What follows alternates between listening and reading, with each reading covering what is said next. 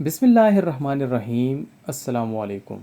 रिज़्क़ के हुसूल के लिए अल्लाह से उसका फ़ज़ल मांगना।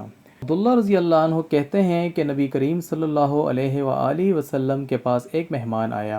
आप सल्लल्लाहु अलैहि वसल्लम ने खाना लाने के लिए एक आदमी को अपनी बीवियों के पास भेजा, लेकिन इनमें से किसी एक के पास भी खाना ना मिला। तो आप सल्लल्लाहु अलैहि वसल्लम ने ये दुआ की, अल्लाहुम्मा इन्नी अस्अलुका मिन फ़ज़लिका व रहमतिका फ़इन्नहु ला यमलिकुहा इल्ला अंता। ए अल्लाह, मैं तुझसे तेरे फ़ज़ल व तेरी रहमत का सवाल करता हूँ, बेशक तेरे सिवा इसका कोई मालिक नहीं।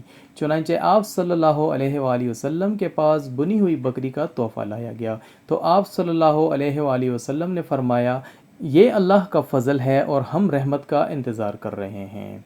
अस्सलामु अलैकुम व रहमतुल्लाह।